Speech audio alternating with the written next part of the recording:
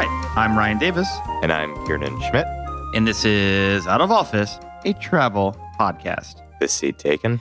Hey, Kiernan. Hello, Ryan. How are you? I'm incredibly excited. The holidays are coming up. We're almost at the Christmas spectacular, and we're taking one last big trip here on the podcast before we settle down for the holidays. We are going. Do you smell mint tea in the air?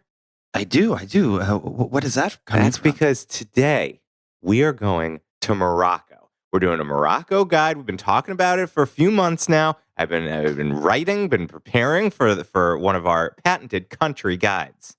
I know that the listeners find your country guides to be exhilarating. I mean, folks have not stopped talking about Bhutan since you did that episode. I mean, the jealousy in your voice, it just seeps through the microphone into my ears and it warms my heart. It's maybe the best gift you could give me this Advent season, to know that you are so jealous that I have the top performing episode. Now, Ryan, have you been to Morocco? I have not been to Morocco, no. So I mean, this is going to be you are going to be teaching me as you teach our listeners. I mean, that's pretty much the standard format of the show. It is. It's true. That's true. So I'm going to suggest that we skip all the stuff at the top. There's no recalculating this week. There's no listener mail or call-in. We've got no Quest for Rick Steves updates. That's still on the back burner for now. But I think the Morocco episode may be just the one to win Rick Steves' heart. So I'm going to suggest we get right to takeoff. Flight attendants? Flight attendants, prepare for takeoff, please. So, Ryan, this of course is our first country guide to a country in Africa.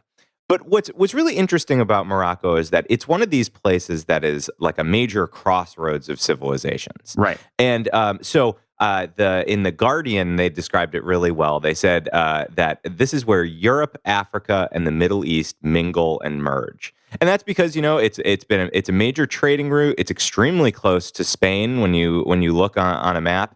And so it has Spanish influences, African influences, Arabic influences. These come together to make a very unique visiting experience. It is one of my top destinations that I've been to. And just putting together this episode got me, again, really excited and enamored with how unique Morocco is among destinations. I am incredibly excited to hear about this. You've been telling me about your trip to Morocco, not on the podcast for years. So I'm glad that now we finally get to memorialize it here. Yeah, I think the only time that we've covered it in the past was when we talked about bartering and how horrible, how great you are at it. How horrible you and I both are. I did have one successful barter while I was there, because you have to negotiate with the taxi drivers. Oh, that's the worst. No, but it gives you a lot of leverage, because usually there's like 10 taxis. And so you just kind of say to the one guy, this is what I want to pay. He says, no, I want you to pay 15 times that.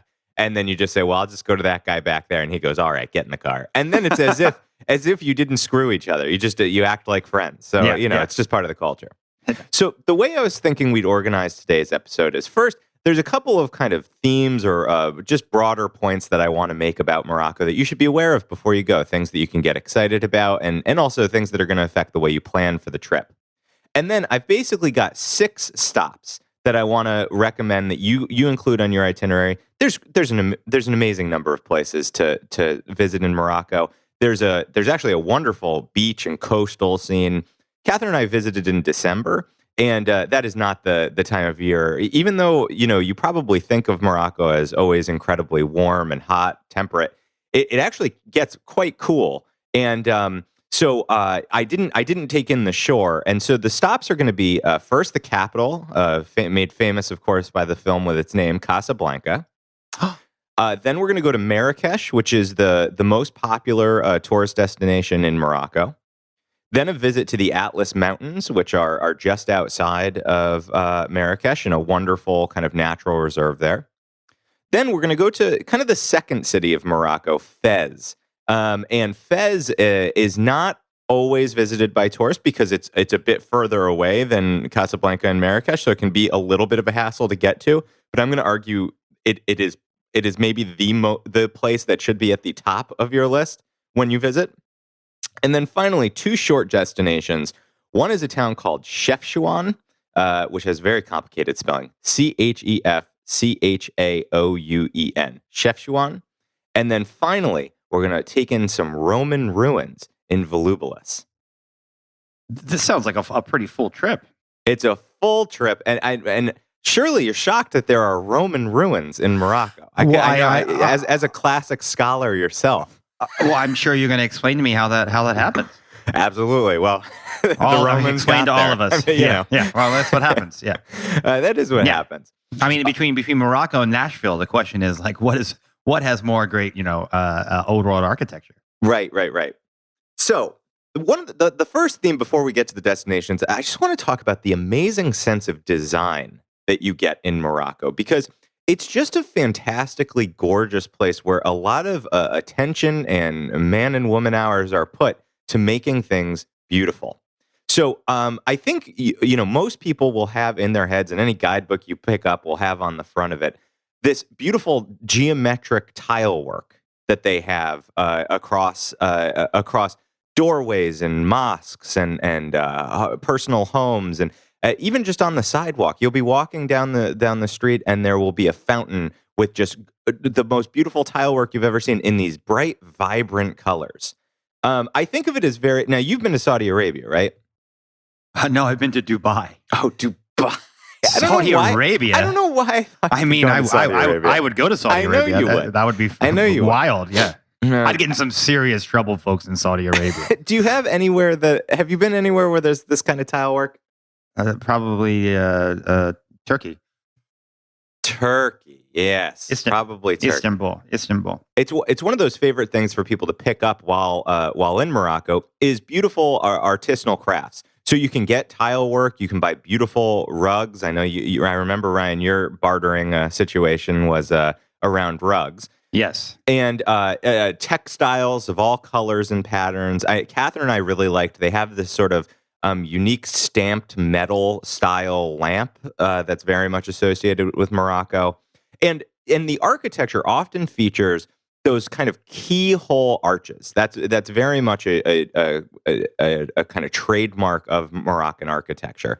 And all of these things really come together to give you this unique sense of place. I think more than many places I've been, you really feel like you're in a world apart in Morocco because everything just looks so different, especially for people like us who are coming from the United States. Yeah, I mean that's one of the things that I got out of visiting places like Istanbul and Dubai. Right, they totally feel out of your usual day-to-day context. Yes, and that's what makes Morocco kind of a world unto itself. This desire to have a kind of beautiful design around you really spills into how Moroccans traditionally have set up their homes.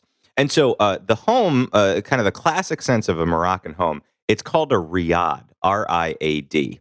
And that comes from the Arabic word for garden. And that's because it's a type of home that is built with a central courtyard in the center with rooms surrounding it, typically on 2 stories. And so you will often be kind of out in a very busy, bustling, people kind of pushing against each other, mules kind of walking down the street, sellers yelling at you, food vendors in your face. And then you walk through a door into a riad, and it is this sense of calm and intimacy and privacy that, again, makes it feel like a world within a world. And the riads are really destinations unto themselves. I mean, I'm not a person who typically says that the hotel should be a major attraction for you to go to a place. But in Morocco, I very uniquely, I would say, you should stay at a riad because it exemplifies many of these elements that I'm talking about, and it's a place to relax and rest in a very bustling environment. That sounds like a lot of fun, and strangely, Riyadh, isn't that the capital of Saudi Arabia? Well, that's spelled differently, but yeah, it is. I wonder if that also comes from garden. I don't know. Yeah. Well, get on a plane to Saudi Arabia and let us know, Ryan. I'll let you know what I find. Yeah. And then finally, the sense of design, it also spills over not only into the kind of the crafts that you could pick up as a souvenir. It's going to get to check off those 3 Ps of price, portability, and of course, potency. And it also spills into the unique clothing that is worn in Morocco. Particularly, there's a very long robe with a hood that, to be honest, most people will have been exposed to it. A long road with a hood. That's frightening to say to an American. Right. What? Well, it's kind of typical wear in Morocco. You often in brown, and it's called the Jellaba, Jellaba. And many people will recognize that it actually inspired a lot of the clothing on Tatooine in Star Wars. And so, you know how the Jawas wear those kind of brown with the hood? Ryan doesn't know, but I know all the Star Wars heads out there. Is this Baby Yoda? Actually, Baby Yoda wears something very similar to a Jellaba. Absolutely. Yeah. Great. And this ties into the fact that Morocco is a majority Muslim country. And I actually don't think that we have talked a lot about traveling in Muslim countries, and there's a lot to dive in there and to talk about how non-Muslim folks should expect to dress and act in a predominantly Muslim country. So it is actually 90% of the population is Muslim. 90%. That is a fairly Muslim country. Yeah, so it's homogeneous when it comes to religion. And that means that you're going to notice it while you're there, especially if you've not visited a Muslim country before, or you yourself are not Muslim. So one thing that I'm sure, Ryan, you've experienced in some of your travels is the call to prayer. Sure. Yeah. I've heard the call to prayer in both Istanbul and Dubai. And so, what is it? It's several times during the day. There's the mosque in the city will play some music, a very sort of loud call to prayer, and that's the sign that lets people know it's time to pray. Right, and so you actually have kind of often kind of crackly loudspeakers that are set all throughout the city. And when the call to prayer goes out, you will notice that folks, get down, start to pray, or go to specific areas around you. And, you just simply have to be respectful of it. And it really, again, adds to this sense of that you're in a place apart if you haven't traveled in a Muslim country before. And there's a whole art to the singing of the Quran in this call to prayer. It's something I'd love to dive deeper into in a future episode, but it's just to say something that you should expect if you've never heard it before is these call to prayers around you. Now, there is a wide array of dress acceptable, but modesty, I would say, should be kind of your first instinct. So you do get modesty is your first instinct all the time. Well, that's as a good Catholic. Absolutely. I mean, I like to wear my cassock, my surplice. Just be covered up. You probably dress like more modestly than most of the folks in Morocco. They were like, "Who's that very modestly dressed gentleman over there?" I mean, I will say that I didn't see many women who were covering their faces, but long robes, long sleeves. These are kind of the typical dress that you're going to see. And also, as I say, it wasn't particularly warm. In the summer, it is, of course, warm. But when I was there, you're going to want to have layers and jackets because it actually gets very cool, especially near those Atlas Mountains. Now, two final points about it being a predominantly Muslim country. The first is the mosques are major destinations in the country. However, unique to Morocco is that non-Muslims are largely banned from the mosques. This is a rule you absolutely should be respectful of. And there's a lot to admire about the mosques from the outside. So you should still make your way there, admire the architecture, admire the artwork and tile work that's put on the outside of the mosques, but do not make your way in. There is a mosque that non-Muslims are allowed to, and we're gonna make sure to cover that, and you should definitely check it out. Isn't it often the case that there's like an area in the mosque that non-Muslims are allowed to go to? But this particular mosque, you can't go into it all? There are places that will have, courtyards or kind of entryways where they will allow non-Muslims. I will say, from my experience in other Muslim countries, they tend to have fewer of those in Morocco. Really, I would say, just make sure to ask, especially if you're going to a mosque that's more off the beaten path, right. Maybe not typically a tourist, something where they see tourists. And Ryan, the final point is that alcohol exists in Morocco, but it is heavily regulated. So it's not super easy, and you kind of have to do some research to find if you want to get a beer or a drink. It's not going to come with a lot of judgment, but this probably isn't going to be a trip where you're drinking a ton. No, and if it's like other Muslim countries I've been to, it's incredibly expensive. It can be expensive. That's right. And I know that fits your, you don't have a drink if it's over a certain price. The Kiernan, With $5. That's why, all I drink is Trader Joe's wines. So that was most of my bag packing for Morocco, just my Trader Joe's wines. So they don't have a good natural wine program there in Morocco? No. Actually, that could be that could be your great business idea of 2020, Ryan. So, it's interesting because these kind of 2 points about design and it being a Muslim country, Islam actually is not known for embracing kind of figural art, which is why so much Islamic art is sort of geometric and colorful. And so, these two kind of themes right at the start do feed into one another. So I would suggest now we get on the plane and we head to our first destination, which is Casablanca. Casablanca. Now, Ryan, you know anything about Casablanca? I'm sure you've seen the movie. I've seen the movie, and I was in high school when I was going through the AFI Top 100 list. I've not. Did you do that in high school? Yeah, I did. I was like a dork in high school. No, that's cool. That's very cool. I know, but and I stay at a hotel in Mexico City sometimes called Casablanca, which I think just means White House there. And does that have a Moroccan feel to it? No, it has no Moroccan feel to it. Wait, really? It's called Casablanca, but they don't even attempt to give it a Moroccan feel? I don't think they make a lot of attempt to do much there at the. That's very strange. All right, Ryan.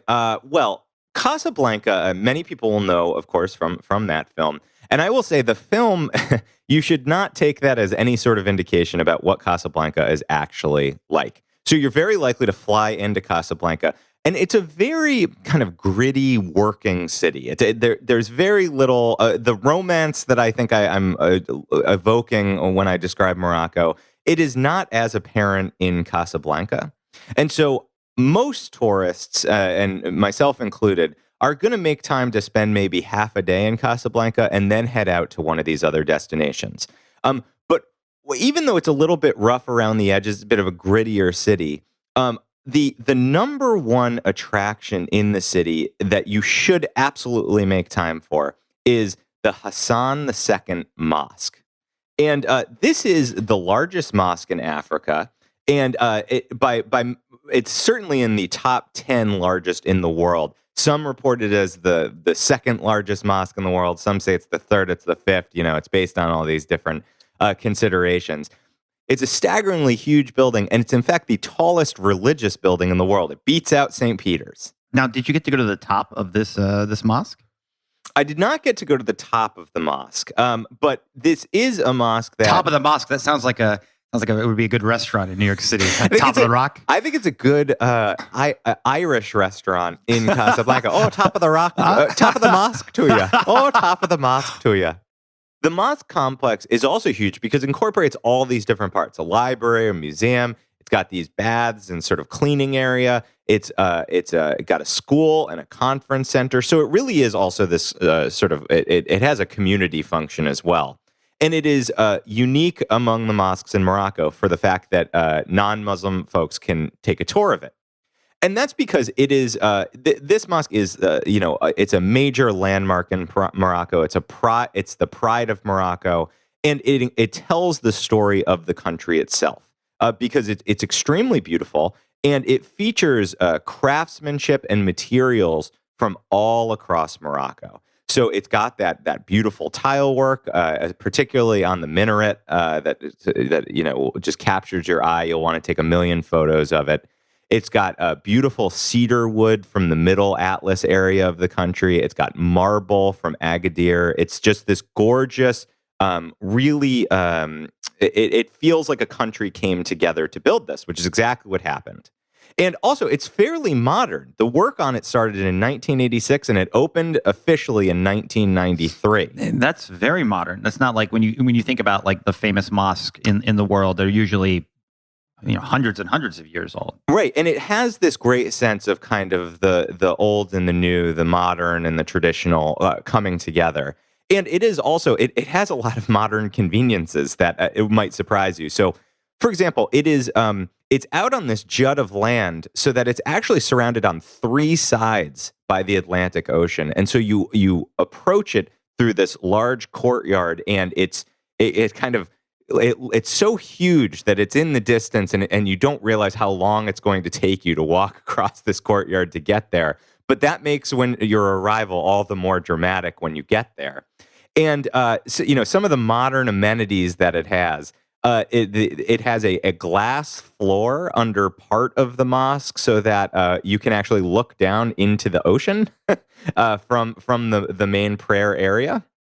It also has a retractable roof for those beautiful days when you want to let the sun shine in. So wait, the roof is actually open and shines into the mosque? It's sometimes open. It's sometimes not, open. Yeah, it's sometimes open. But it doesn't have to always be open. But I think maybe the most modern amenity that you wouldn't expect at the Hassan II Mosque is it's got a laser, Ryan.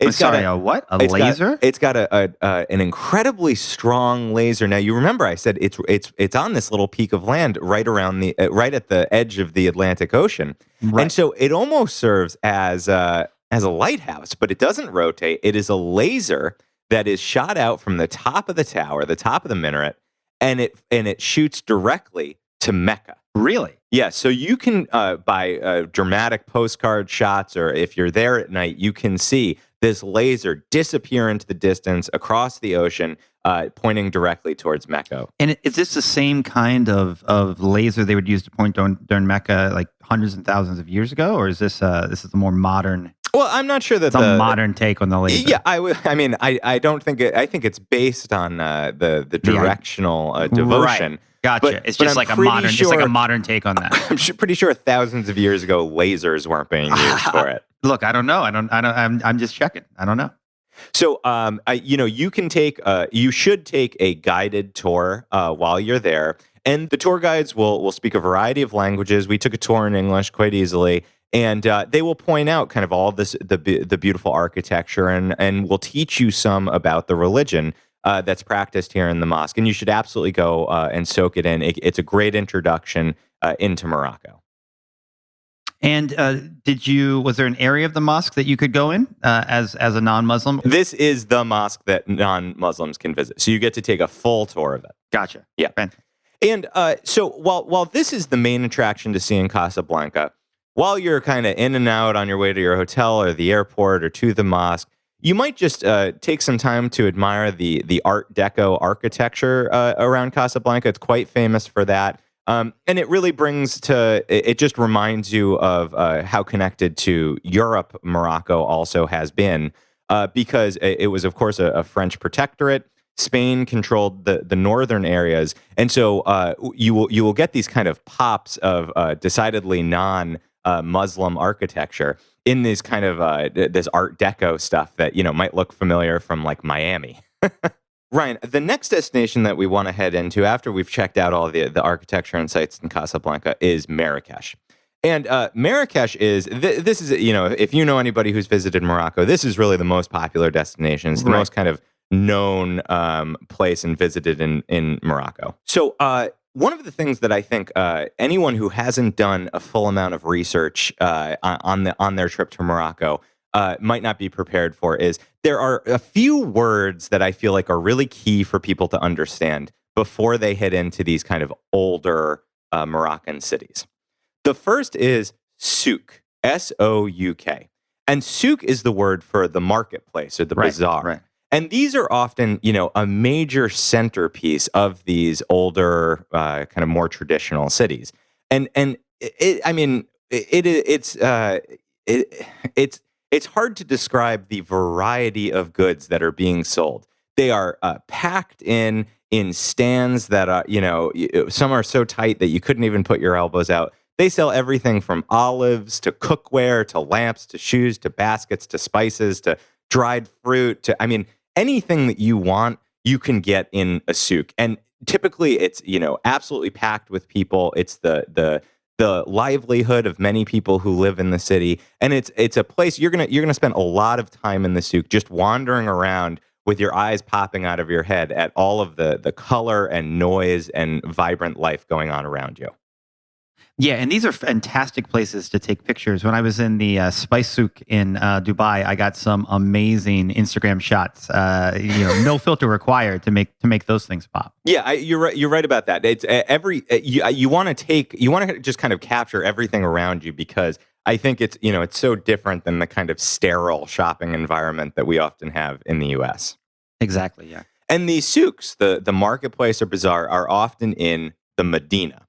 And the Medina is the name for the old city. So basically, the parts of these cities that are they've been preserved. They have the historical nature. They can go back hundreds and hundreds of years.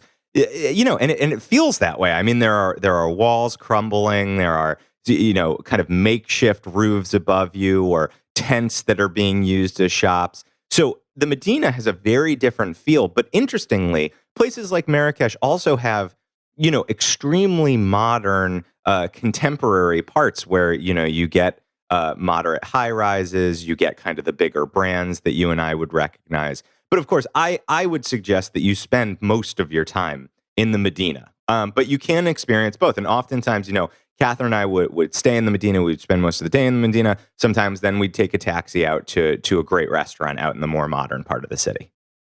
Yeah, the old city is a you have to spend time when you're in a city like this to really understand like what it was like, what it felt like in most beautiful places usually. Exactly. And then the final word, so you got souk, you got Medina. The final word I would suggest that you kind of get in your head before you head to any of these places is the Kasbah. And that's Kasbah, though there's several different ways to spell it.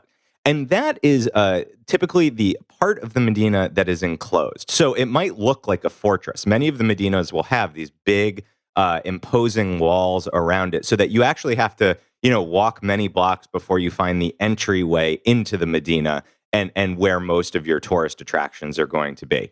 And, these historically were fortresses. Right. They're not today, but they still have this this historic feel and this passing from one world into the next when you go through that wall. Did you take a tour of the old city? Because I can imagine this is a place where there's a lot of people out front trying to sell tourists on some sort of experience or some sort of activity.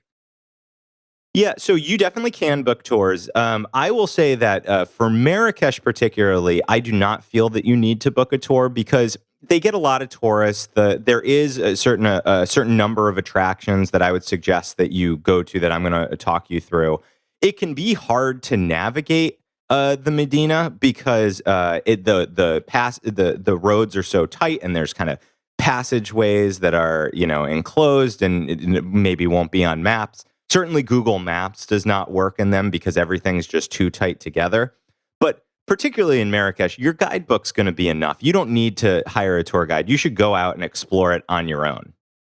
And even for a person like myself who likes to schedule myself really tightly, I would really, really suggest when visiting anywhere in Morocco, give yourself hours just to walk and take it in because so much is happening around you that that really is the best way to experience it.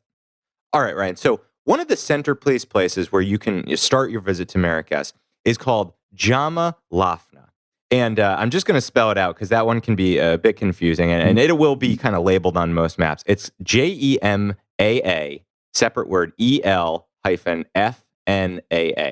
And this really is the main square. And this is going to be sort of the place that you will always be able to guide yourself back to because it's a huge open square where there are a lot of food vendors and all around the edges are kind of the restaurants and to some extent bars that you can hang out in. And this is like the heart of the old city. That's right. It's the heart of the old city. And as I said, you're going to get lost in the souk. That's something that always like made me very nervous just because I have a very good sense of direction typically, but there's no way to have a good sense of direction when you're in some of these old cities because they're just, they just sprouted up over hundreds and hundreds of years and it's passageways. It's not roads. Like there's not cars in most of these areas. And that's because towards the end of this main square is the Kutubiyya Mosque, which has a long, slender minaret that goes up into the air. And you can often look up. It's not a highly built city in these old city areas. And so you can almost always see the mosque as your kind of guiding point back to this main square. And I would suggest particularly make time to be in the main square when in the evenings, because this is when a lot of the food vendors come out, and it's when a lot of the city kind of comes out of the shopping area and rests and plays. And I will say there are some too touristy things here. Like you've got people who have like monkeys on chains, and you have snake charmers, and they're looking for to give you a photo op for your Instagram. But I would suggest maybe you want a bit more of an authentic experience to that. But the food vendors are very legitimate, and it's a great place to kind of build a meal without having to go out to a sit-down restaurant and just kind of take in the culture. Yeah, I love market meals, and I try to do, especially when you have like a market like this in the Middle East or in South America. Great place to kind of experience just a lot of the local food culture at once. Absolutely. And outside of the main square area and kind of wandering the souk and looking for that perfect souvenir, there are a few tourist destinations that I would suggest you make time for. Just give you some of the quick hits here. The first are the Saadian tombs and the Badi Palace ruins. There was a sultan whose name is Sultan al-Mansour, and he basically created these two beautiful buildings. The first, of course, are his tombs, where you can still see where he's entombed today. And they are every surface is covered with intricate carving, colorful tile work, beautiful wood paneling. You definitely want to make time just to wander and take in the design. But quite on the opposite of that is the palace that he built in the 16th century, the Badi Palace, Badi Palace. And this has been allowed to just fall into utter disrepair. And so you're really walking among these ruins of a quite grand palace. And it's very evocative, especially Catherine and I were there when it was nearly empty. And we were able to just spend an hour kind of wandering through these huge open rooms now and hallways.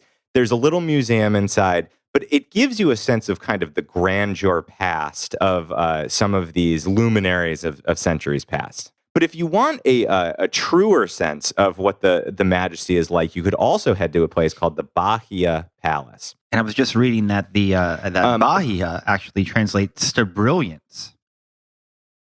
The beautiful, right. The brilliant palace. That's right. And it is quite brilliant. It was actually a palace that was built for the concubine of a wealthy vizier based there in Marrakech. And it still today has just vast plazas full of tiles and fountains and gardens, these great courtyards, reception halls, and still, maintained perfectly, beautiful paint, beautiful bright colors all around you. Again, a place where you want to take an hour just to allow yourself to kind of soak in this sense of design and glamour around you.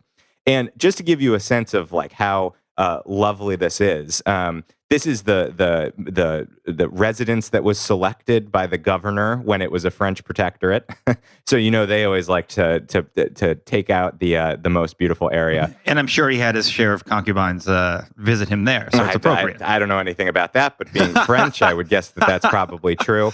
And it's also a place where Jackie and Aristotle Onassis once spent the night. So it gives you a sense. I mean, this is there's no slack in here in the Bahia Palace. This is a beautiful 20-acre plot. So you can kind of get your fill of the ruins over at the Badi Palace, then head over to the Bahia Palace to see the modern amenities still today. That seems like my kind of place. Yeah, oh, absolutely. And, I think you're probably getting this sense that, I'm not guiding you to as many like museums as I typically would. And that's because these areas, there's a lot of a sense that you're walking around a living, breathing museum because so much has been preserved in these old cities from antiquity. So many parts of these destinations will have little museum displays and areas. But the truth is, I really just would recommend that you take it easy. And how often am I the one saying that on this podcast? I am shocked. You really, you must have hit a little hookah a little hard there to... Ryan. I know. Even further to that point, I would recommend as a final two places that I want you to spend some time when you're in Marrakech is these two beautiful gardens. The first is called Le Jardin Secret, and it's as the name says, a bit of a secret garden. It was built in a 19th century palace, and it has been restored to this kind of what they call a paradise garden. So it's got lovely grasses and fruit trees, and it's very fragrant and lovely. And it's really just a lovely place to take a walk. They have this ancient irrigation system that's still used there today. They have a little tower that you can climb up and look over the old city. But it really feels like an escape from the hustle and bustle of the souk. And that's what your experience is going to be like in Marrakech. You're going to be crushed among locals and tourists when you're in the marketplace. And then you're going to find these little oases. Oases? Is that how you say that? Oasis. Well, what's plural, though? Oases. Oases? Oases. I think that's probably right. Yeah, oases. All right. Well, either way, I think you're going to find an oasis or many oases. And these gardens are definitely some of the most special ones. Now, so Le Jardin Secret is quite small, and you can cover it in 30, 45 minutes. But there's a much kind of bigger, grander garden. And this is called the Jardin Majorelle, Majorelle. And this is actually the home of the famous fashion maven Yves Saint Laurent.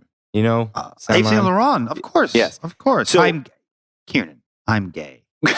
Right. I know who Yves Saint Laurent is. Jeez. So just for my purposes, I'll call him YSL. YSL actually had a beautiful home set into a garden here in Marrakech, and that home is still preserved in this intense ultramarine blue, and it has this big sprawling garden all around it, and it's a bit more of a desert garden than the kind of paradise garden I was talking about before. So it's got cacti and palms and bamboo, and it's much grander, it's much larger, but it's also much more touristy. So you'll tend to see tour groups going through it. And the home itself has been turned into a Berber museum. And the Berbers are people who live particularly in the Atlas Mountain area just outside of Marrakech. A lot of history of the Berbers in this Berber museum. And you can see, what is basically the indigenous clothing, jewelry, culture in the collection in that Berber museum. But I would really suggest making time both for the museum and the garden itself, because they're both worth your time. Is this something you would do in one day? You could do the garden and the museum in one setting? Oh, yeah. You could do the garden and the museum in about 2 hours, I would say. Okay. Well, I mean, it depends how much you want to read intensely in the museum, but the museum is small. It was a private home. It's not huge and sprawling. But the garden itself, it's a lovely place to let yourself kind of rest for an hour before heading back into the souk. And the final thing I want to encourage you to think about when you're booking your time in Marrakech is this is a place to spend some time researching the Riad you want to stay in. Because these are often restored older homes with just fantastic service. I mean, you're greeted at the door with mint tea and maybe some candies or cookies. And it's restful and it's beautiful, and you're going to have a great meal. It's interesting that some of the best meals that you can have in Morocco, and actually I want to do a separate episode sometime in the future about the food of Morocco, because we just don't have time to cover it today, even though the food is extraordinary in Morocco. I actually have a guest that I'm trying to get us to talk about that. But you will have some of your best meals in the riads that you stay at. And I will say that one of my best hotel experiences was at a riad called l'Orangerie, and I would suggest that you stay there. This kind of unassuming door as you're walking through one of these busy streets, and you give a knock, you're led through a passageway, and you are just kind of in a heavenly oasis in the city. You are waited on hand and foot, and it doesn't even really break the bank. That sounds fantastic. Yeah, it's quite good. And I will post some photos of the riads themselves, because, again, I'm not typically a person who hammers home that your hotel should be one of your main should be one of the main attractions. But this is Morocco is a place where you don't want to skimp on the hotel. Gotcha. All right. So, Ryan, now we're going to go to stop 3. This is just outside Marrakech, and we'll spend a very small amount of time on it. But it's basically, I do not feel that a lot of tourists make time to take in the wonderful natural surroundings. You know, they kind of jump city to city in Morocco. But the Atlas Mountains are a particular draw that I would suggest you make time for. So what Catherine and I did is, from Marrakech, we took an overnight hike into the Atlas Mountains. Particularly, it's called Toubkal National Park, Toubkal National Park. And we booked through a company called Toubkal Peaks. And it's really nothing fancy, but you get a guide, you get a mule who will carry your luggage off into the mountains with you as you hike. And it is a national park that is home to Morocco's highest mountain peak. Now, we didn't have time to climb that peak, but we did take many hours of hiking way off the beaten path into something called the Azzaden Valley, Azzaden Valley. We stayed in a very, very cold, very high. This is some of the coldest I've ever been overnight. We were in our little mummy sleeping bags and then hiked our way out the next day. And it was a great respite from city life in Morocco, which can be very intense. Right. Really, what's so interesting is these tourist companies, your guide will also be a chef. Like they'll cook a tagine for you, which can be quite simple, but is absolutely delicious and nourishing when you're out enjoying nature. And Catherine and I had a very funny flub where when they brought out the mule, we said, "Oh, what's the mule's name?" And they looked at us like, "We don't name our mules, you idiots." So we took to calling the mule Juliet, but you don't ask the guide what the mule's name is. They must have thought you were so weird calling that mule Juliet. But then we proved ourselves hardy hikers, and so I always like to make time for a national park when I can. Morocco's got one that's easily accessible from Marrakech, where you're definitely going to go anyway. So even if you just make a day trip out, go take a hike. Go take a hike. How did you get there? So the tour company that we booked through, and I'll link to them in the show notes because I do recommend them. They picked us up from Marrakech. They had hired a driver to bring us out. It's basically like we didn't have to book it through Uber or Lyft, but it's basically a private person they hired to zip you out there. Gotcha, that makes sense. And what was nice was you could also rent from them your sleeping bag. So that we didn't have to, pack that because it can be hard to pack for an outdoor trip and a city trip. Yeah, most definitely. So we've got 3 more destinations we've got 3 more stops that we're going to hit: Fez, Chefchaouen, and Volubilis. And the one I want to spend the most time on is Fez. Fez, it can be hard to get to from Marrakech. So Marrakech, you can take a train right from Casablanca. It's not that far of a trip. But to get from to Fez, many people will take a short flight. Catherine and I actually opted to take, I think it was about an 8 or 9 hour train from Marrakech. And this was because it was... Oh, I love that. That's super romantic. It was very romantic, and it's these older trains with these compartments where you'll actually be sitting with like actual Moroccans. And we found our visitors throughout the day to be very friendly, and there's this custom where you like share food with people in your compartment. So we made sure to bring some sweets to pack up and share. It's just this. It was a nice way to have some downtime in a very busy schedule. We were trying to pack in a lot of places to a week and a half long trip. So I prefer the train. It got some great reading time on the train, and also you get to see all the land in between the cities. And I think there's a lot to be said for that.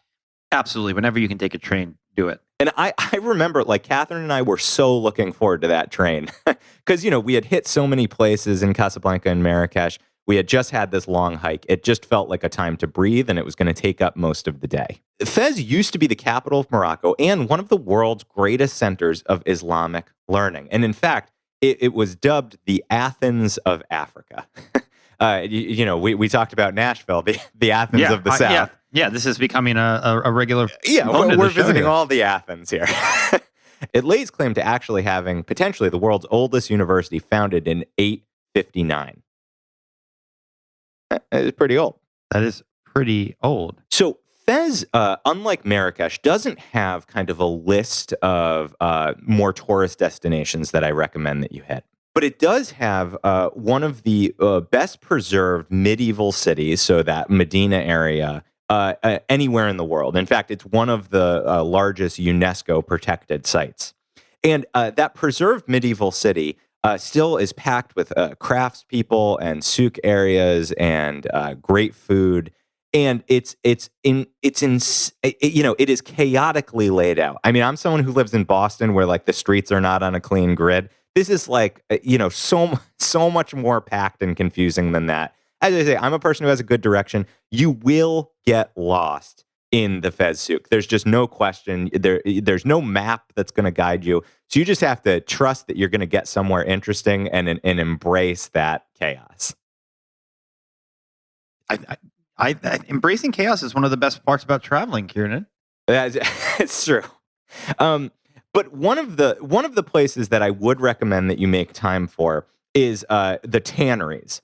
So this is a medieval trade that has been preserved in this city, and it really hasn't changed for hundreds of years. So the tannery is a place where they produce leather from cowhides. So what you see is just tens and tens of vats that are like set into the ground. They look like giant stone basins in all different colors. And these are the chemical treatments for the hides of cows that become leather. And so they will be dipped into various cures. Some are pigeon dung and then left out in the sun to dry. And this fact comes from the Moon Guide that I find very interesting, where the leather, as it went through the curing process, used to be dyed using natural, often vegetable-based dyes. So, for example, you would get black with antimony. You would use indigo to get blue, mint to get green, on and on. Today, they are using more chemical dyes. So that's something that has changed over the hundreds of years. But what you get to look down on is this active trade in the creation of leather while you're standing in a leather store where nominally the leather goods have been made just below you. Now, one thing to make note of, and this is particularly true in hot weather, this can smell very bad. Leather making. Yeah, leather making. So you've got, hides, you've got some natural processes like pigeon dung. These don't smell great. I find that the guidebooks maybe overstate it, but I was also there in cooler weather.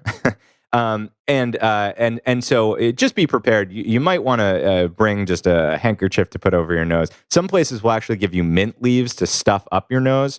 But this is really the quintessential photo that you get in Fez is these tanneries, the leather pits below you.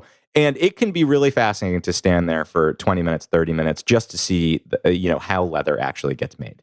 It does feel very unique unto Fez. Yeah, that's fascinating. I don't think I've ever been to a real tannery before. Certainly not one practicing this sort of classic techniques. And Ryan, the only other place I want to call out in Fez, because really most of the extraordinary experience you're going to get there is just wandering around. Catherine and I both agreed this is one of the most unique and romantic places we've been. We would suggest Fez above all places in Morocco, is the Chouara Mosque and University. So this is that ancient university. And a lot of it is closed off to non-Muslims, but you can sort of walk outside of the grounds, get a sense of the enormity of the complex, and through sort of windows, you can glimpse the vast courtyards inside. And just to know the amount of history and study that has gone on there, it's extremely evocative. So I would recommend that you make some time to at least search it out, even if you can't go in. And just to give you the spelling of that, it's Qaraouiyine Mosque and University. And as always, I'll put it in the show notes. Did it make you and Catherine feel, God, I went to such a young university. I should have gone to one with a rich and storied history. Yeah, absolutely. I mean, Harvard, 1636, is hardly anything. It's hardly anything. I mean, compared to 859, which, by the way, some people dispute it and say 857, but from my research, 859 seems to be the agreed upon. 859, 857, pretty close. So yeah, pretty. I mean, I know you as a university man know that that's a 2-year difference. That's a 2-year difference. I mean, that could have been, a smudge in the paperwork. Yeah. exactly right. So, take your time in Fez, go explore and find your own special places there. There's not a ton of tourist attractions to point to. It is just the experience of the place itself. And, one of the things that I think recommends it, not only the sort of more unique crafts that you can get there, like those leather goods, it's also the fact that it is more off the beaten tourist path than Marrakech. So when you're in Marrakech, you're going to see Europeans, Americans all around you. I wouldn't say there's a crush of that, but it's certainly prevalent. In Fez, you get less of that feel. You feel that you're more in a Moroccan city in Fez. And it feels more of like a cultural center, I would say. All right, Ryan. And from Fez, Catherine and I rented a car and we headed up to the northern region, the Rif region. And this is interesting because you start to get a much more Spanish feel. So where French is predominantly the language in the other areas that we've talked about, once you pass into this Rif region, Spanish becomes the lingua franca. Chefchaouen is famous across the world for the fact that it is completely painted top to bottom blue. It's a city that's built on, it's sort of a steep cliffside. And so you do get a lot of stairs up and down to streets on different levels. And that gives you these like perfect shots up and down of these blue walls, blue stairs. And it's amazing how the whole city has gotten behind like keeping this place, this beautiful cerulean or azure blue, this deep, beautiful blue. So it's kind of, usually there's some whitewash and there's some blue in almost every shot. And it can almost look like Dr. Seussy. But yes, I will absolutely. I mean, I'm going to fill the Instagram this week with Morocco photos because, again, the emphasis on design and beauty is just in the air there. Yeah, I am. This is like one of the places that I really want to go in Morocco. Yeah, I mean, I will say it is harder to get to than most places that we're talking about. You really do have to rent a car, which means you're going to have to navigate pretty tight streets. You got to be a pretty confident driver. Catherine and I had booked a car online with a GPS. When we went to pick it up, there were no cars with GPSs. So we basically just followed signs that seemed to point in the right direction. It was a little touch and go. But the Chefchaouen is a much calmer place than Marrakech or Fez. It's really not going to have the hectic nature of those two areas. It's got a Medina area. It's got a Kasbah.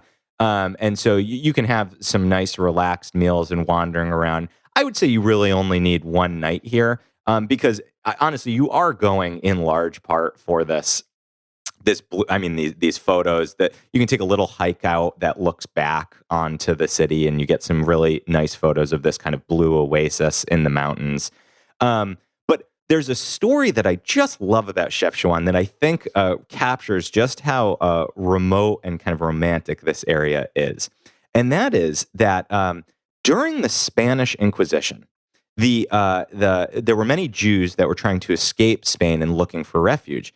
And many of them ended up here in Chefchaouen in Morocco. So, they crossed the sea and they got to Morocco.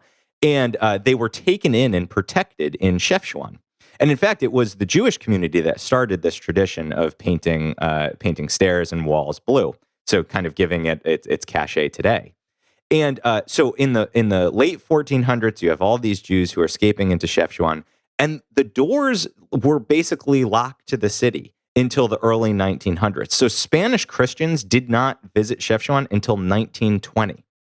And the incredible thing is, when they entered Chefchaouen, they found these Jewish refugee communities that had persisted since the late 1400s, and they were still speaking a 10th century version of Castilian, a language that had been extinct in Spain for 400 years because they had escaped the Inquisition and they had kept those traditions and that culture alive, protected here in Chefchaouen. That's really awesome. It's an amazing story, and it also speaks to a great a kind of cross cultural exchange for this Muslim area to take in the Jews and protect them from Catholic persecution, from Catholic violence. Not good. Not all Catholicism is good. And no, you could say that again. And, the final thing that I'll say is as you go in and out of Chefchaouen, you get this great little photo of they have this kind of door that's set in this tower gate that used to be part of a broader wall. And it just kind of stands alone on the outskirts of the city. So you get this very funny photo of a door that like you can just walk completely around. And that has also become sort of a quintessential shot of the city. You can buy keychains with that door on it, etc. All right, Ryan. And the last stop that we're going to make is called Volubilis. So Volubilis is, I don't think it is as on the tourist map as it deserves to be. Volubilis is this incredible Roman town that has been preserved, and it's basically the outskirt. This is like the furthest reach of the Roman Empire. So the road that led kind of to France and Spain to Tangier, it really ends at Volubilis. And so the area was taken into the Roman Empire in the 2nd and 3rd century AD. And it is, kind of out in the middle of nowhere. You suddenly come upon arches and columns and mosaic floors that you could wander here for 6-7 hours and feel like you still haven't seen it at all, because these museum quality level Roman ruins are just out there baking in the sun. And it's protected. You have to pay a little fee. They do have a museum that preserved a few things, but what you really want to do is get out there and explore the ruins yourself. So you can see these Roman mosaic floors that used to be in the homes of the wealthy in a certain part of the city. You can also see where there is sort of that typical triumphal arch that the Romans so often like to put up in their cities, and it gives you a great sense of what it was like in a Roman city that wasn't, one of the centers, that was kind of on the outskirts. You see that there still was great wealth and beauty, even in these outposts far out into the Roman frontier. I don't think of the Roman frontier as extending this far, but I guess they were everywhere. Well, they weren't everywhere, but this is basically... I mean, not everywhere. Yeah. And one of the things that I want you to particularly make time for is when you're on kind of the main thoroughfare through Volubilis, there's a house that has a mosaic called the House of Venus. And while some of the mosaic has been removed to the Museum of Moroccan Art, there is one mosaic called Diana and her bathing nymphs. And this shows the goddess Diana with some of her nymphs. And it is just extraordinarily well preserved. The colors are still vibrant. It still feels alive and beautiful. And it gives you a sense of the grandeur that used to exist here in Volubilis. So, you're probably going to need a car. You could book a bus tour to get out there, but just make sure you leave yourself at least a couple of hours to wander around Volubilis and kind of be transported back to the Roman Empire. Okay, Kiernan, I can't imagine a more packed trip to Morocco than the one you just presented to our audience. Yeah, I mean, you can see why I didn't get to the shore. I got to go back. And how many days was this? This was about 10 days, I believe. So you did all this in 10 days? Yeah, you can do all this in about 10 days. It would be a little packed for less than that. But just to quickly run down the stops once again, it started in Casablanca, but left there fairly fast to get to Marrakech. Then spent some time out hiking in the Atlas Mountains, spent a few days in Fez, just kind of wandering through this old medieval city, and then rented a car, headed out to Chefchaouen, the famous blue city, and then ended up in just a little bit of the Roman Empire, still out there in Volubilis. So, Ryan, that was quite a trip. I expect that we're going to have the Morocco food episode coming up in 2020. And, someday I'm going to have to get back there and do a follow-up just about the coastal areas of Morocco. But for now, I would suggest it's time for the last stop. The last stop. Ladies and gentlemen, this is the last stop on this train. Everyone, please leave the train. What is the last stop, Kiernan? Ryan, the last stop is the final segment of the show. I think this week, because of just such a comprehensive Morocco guide, people are going to be thrilled to know this is the final segment of the show. It's your favorite segment, my favorite segment, popularly known as the People segment. It's the time when you and I each share one thing that we did, or we read, or we saw, or we cooked, or we bought, anything that fed the spirit of wanderlust within us, even during the workaday week. So, Ryan, I have to ask you, did you bring a last stop this week?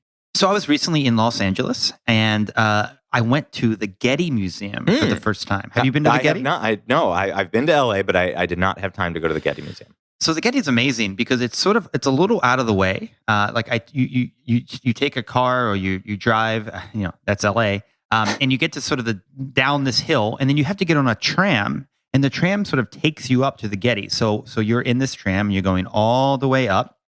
You get this great view of Los Angeles, this great view of sort of the hills, and you get to the Getty. And it's a beautiful museum. They've got some lovely exhibits, and just the grounds are incredibly like relaxing and enjoyable. But one of the things that really struck me, Kiernan, is that on Friday and Saturday nights, the Getty's open till 9 p.m.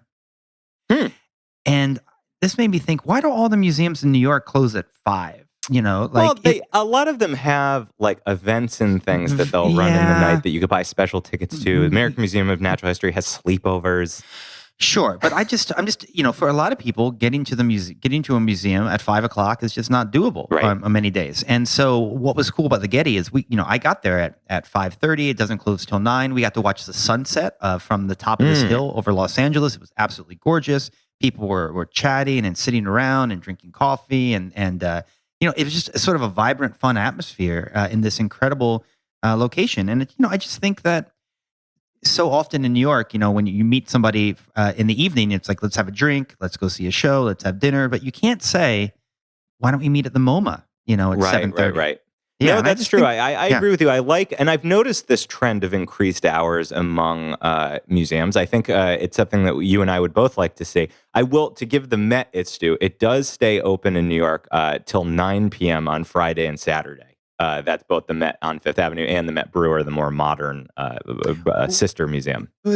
That must be pretty new, and that's awesome. I'm glad that they're however, doing that. I will tell you that I've always dreamed of being at the Cloisters at night, because that's such a special kind of museum in New York that I think to be there in the evenings, as you say, to be able to kind of take in the surroundings and city as it quiets down, I think would be a really extraordinary thing to do in a place that's a little more open. Like at the Getty, you said you could kind of observe the city.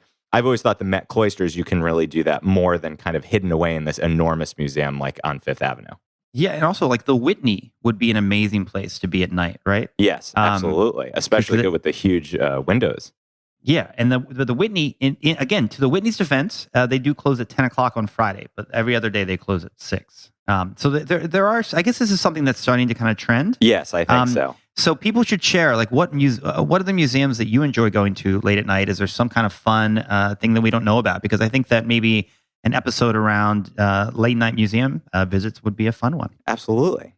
So Kiernan, do you have a last stop? I do have a last stop, and that is, Catherine and I moved not long ago, and we've got a house with much more wall space than we used to have.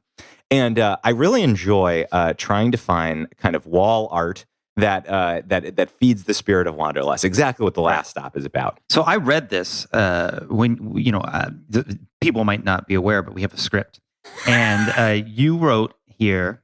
I'm going to read it. Paul Rand Minutemen poster. Yes. I read that as a Rand Paul Minuteman poster. No, not which the would same. be a very different kind of poster. Very different, right? So what you're getting to is a recent purchase that I've made, which is for this artist named Paul Rand, and he's deceased now, but he basically was a designer in the U.S.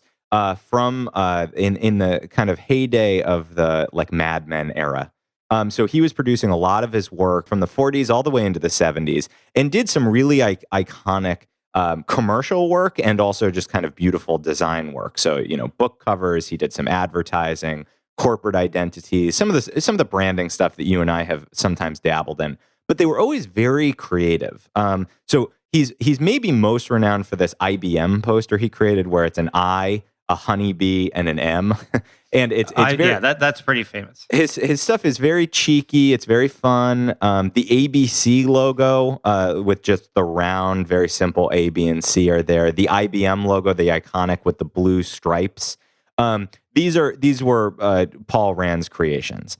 And we came upon a poster. Catherine and I came upon a poster from 1975 that he created for Minuteman historic national park, which is just outside of Boston. It's like 20 minutes outside of our door.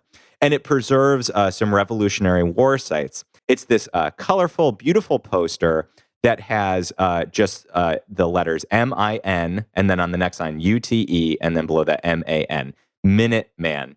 And it's vibrant, it's colorful. I fell in love with it instantly. It's quite big and extraordinary, and it connects us to a piece of local history and local tourism. So I feel like we get to kind of own a little piece of history, and it inspires me to get out there. So it's at the Framer right now. I couldn't be more excited about having a Paul Rand, and it's inspired me to also look more into this artist's oeuvre. So you can expect me to hear more about Paul Rand in future episodes. But for now, I'll be soaking in the Minuteman. I can't wait to see it framed behind you. Absolutely. Well, it won't be in this room, but maybe someday I'll Skype from in front of it for you. Please do. Well, Ryan, what are we talking about next week? Well, it is that time of year, Kiernan. It is the Yule time. Well, I think the Yule tide, technically. Well, yeah, Yule time, Yule tide. Yeah, it's the holiday season. Yes. Whoop-de-doo and dippity-dot. Don't forget to hang up your sock. Last year, on Christmas week, we released the first of what will be many annual Christmas spectaculars. The Christmas Spectacular is my favorite time of year. It is the one episode where we put aside travel, where you should only be traveling to be with family and friends at this special time of year. Next week is our great, landmark. Everybody loves it. Christmas Spectacular. Well, I'm looking forward to see what you're going to get me, Kiernan. Right back at you, Ryan. Well, until then, I'm Ryan Davis. And I'm Kiernan Schmidt. And this is Out of Office, a travel podcast. This seat taken. Do you think the audience is ready for the next 4 Morocco episodes you're going to do? I mean, we don't have Morocco 2, Morocco 3. I mean, listen, if the podcast will pay for me to get back there, I will go to the shore tomorrow.